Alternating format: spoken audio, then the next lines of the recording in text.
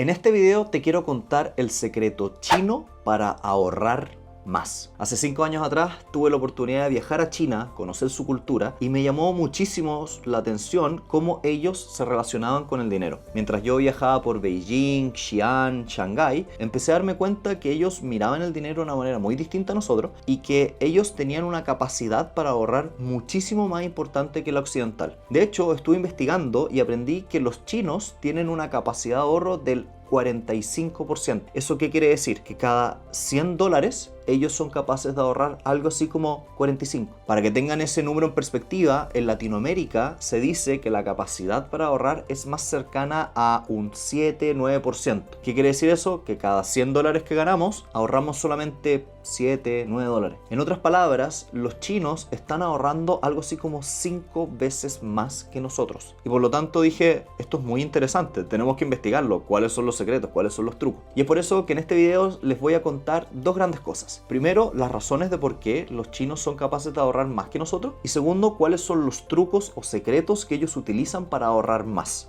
Las razones por las cuales los chinos ahorran mucho más que nosotros son variadas.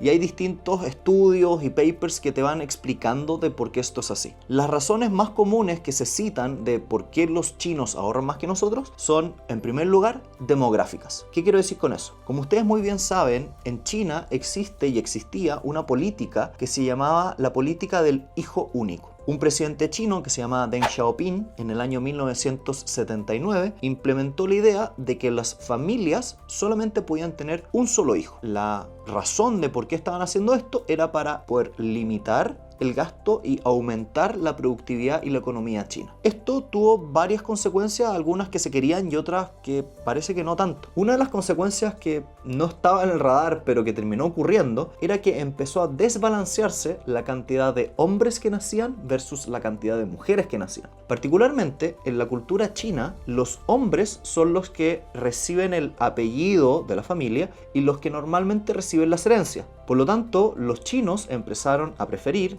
ya sea a través del aborto u otros métodos anticonceptivos, el tener hijos por sobre tener hijas. Y esto empezó a generar de que la proporción entre hombres y mujeres empezó a desbalancearse. Hay distintos números, distintas figuras, pero se dice que cada 100 mujeres aproximadamente hay como 115, 120 hombres. Esto, a su vez, empezó a generar cosas extrañas respecto al dinero. Para los chinos, en particular, tuvieron que empezar a pensar muchos de ellos en cómo iban a obtener pareja, pensando sobre todo los hombres que habían menos mujeres. Entonces lo que empezó a pasar es que muchos chinos empezaron a decir, ¿qué forma tengo yo para ser más atractivo para las mujeres? Bueno, tener más dinero. Por lo tanto, desde pequeño a muchos hombres se les empezó a empujar la idea de que ellos tenían que ahorrar y tener más dinero para ser más atractivos. Una de las cosas que a mí más me llamó la atención cuando viajé a China es que uno iba caminando por las plazas y de repente en las plazas habían unas especies como de mesitas con gente sentada y con fotos de personas. Yo no entendía qué estaba viendo, qué extraño esto que estoy mirando. Bueno, resulta que en esas mesitas y en esas fotos se solían sentar padres o madres, ponían fotos de sus hijos, ponían su currículum, cuánto dinero tenían y les buscaban pareja. Entonces,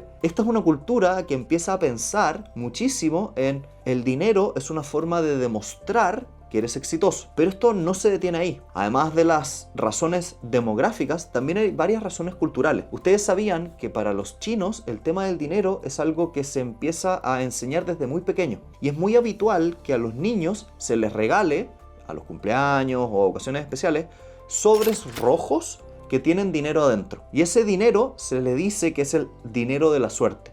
Y se le explica a los niños que ellos tienen que, ojalá, ahorrar lo que más puedan de ese dinero de la suerte. Esto obviamente empieza a generar que en la cultura de los chinos el dinero sea muy distinto en el occidente y empiecen las personas a pensar muchísimo en el ahorro porque se los enseñan desde chiquitito y además es un símbolo de éxito cuando ellos son grandes. Tanto es así que ustedes sabían que los chinos tienen una frase distinta para el año nuevo. En vez de decir que te deseo un muy feliz año nuevo o algo por el estilo, ellos utilizan una frase que es Gong Chi Fa Chai, que probablemente lo dije pésimo, pero lo que quiere decir, en vez de te deseo un feliz año nuevo, es ojalá que te vuelvas rico. A ese nivel tienen metido en su cabeza la idea de que la riqueza y el dinero es sinónimo de éxito y es algo que se debe buscar. En tercer lugar, los chinos tienen un problema que en Occidente es distinto. Para los chinos, desde las reformas del año 1978 en adelante, las pensiones de vejez fueron cambiando. Y si bien ellos tienen pensiones de vejez, son consideradas no tan buenas y por lo tanto los chinos se preocupan mucho ellos de poder conseguir una buena jubilación. Por lo tanto, desde muy pequeños están pensando en la vejez y están pensando en cómo puedo ahorrar para cuando sea viejo. Esas son las razones de por qué los chinos son mejores para ahorrar que los occidentales. Pero ellos además tienen varios secretos. Y el gran secreto que yo descubrí es que ellos tienen una metodología y unos pilares que son distintos a los occidentales al momento de ahorrar. Primero, la metodología. Ellos tienen una forma de hacer sus presupuestos muy distinta a la occidental. La forma de hacer presupuestos de los chinos se conoce como el presupuesto en base a cero.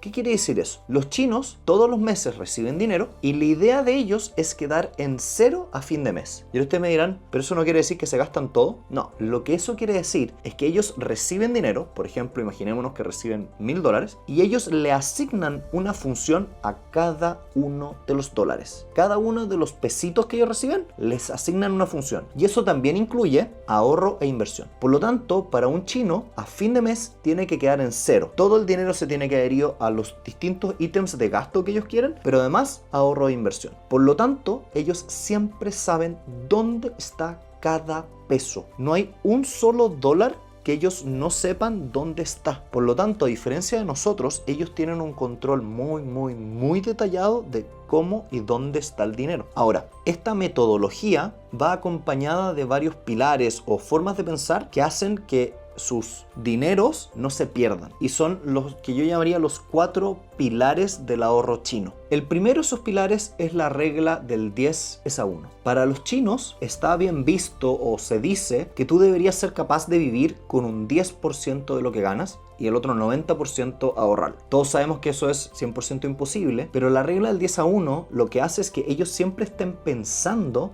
en cómo pueden vivir con la menor cantidad de gasto. Eso te lleva al segundo secreto de ellos. Para los chinos, por regla general, el gastar en bienes de lujo no es bien visto. Los chinos promedio normalmente quieren pasar bajo el radar, ser más humilde y que nadie los esté mirando mucho. A nosotros en el occidente nos han hecho creer que los chinos son muy opulentos, que gastan mucho dinero en autos de lujo, en ropa de lujo, pero en realidad eso es un porcentaje muy pequeño de la población. La mayoría de los chinos quieren no ser vistos. Y por lo tanto, con la primera lógica de intenta ahorrar 10:1 y segundo, no gastar en cosas relacionadas con bienes de lujo, el gasto en cosas no necesarias empieza a bajar. En tercer lugar, a los chinos les enseñan la diferencia entre las necesidades y los deseos. Hay cosas que queremos y hay cosas que realmente necesitamos. Y así, por ejemplo, si un chino ve en la tienda una silla ergonómica perfecta para poder tener un apoyo lumbar y cosas por el estilo versus una silla tradicional, se hace la siguiente pregunta: ¿es realmente una necesidad para mi salud esta silla más cara o me puedo quedar con una silla tradicional? Y si realmente la necesita porque tiene un problema de espalda, la compra. Pero si es algo que no realmente necesita, prefiere quedarse con el bien básico. Y es por lo tanto que ustedes van a ver en China y en otros lugares que, por ejemplo, relacionado con automóviles o cosas por el estilo, no se gastan tanto dinero en automóviles porque solamente se compran el que los traslada, no ese deseo de algo más profundo que en realidad no necesita. Finalmente, en cuarto lugar, los chinos tienen un cuarto pilar que es muy distinto. Ellos siempre prefieren comer en casa por sobre salir a comer y reservan solamente para casos muy especiales el ir a comer a restaurantes o cosas por el estilo. Por lo tanto, pasa una cosa bien curiosa, que es que ellos gastan mucho menos que nosotros los occidentales en servicios como Uber u otros relacionados con comida fuera del hogar y por lo tanto son capaces de ahorrar más. Entonces, si ustedes se fijan, los chinos tienen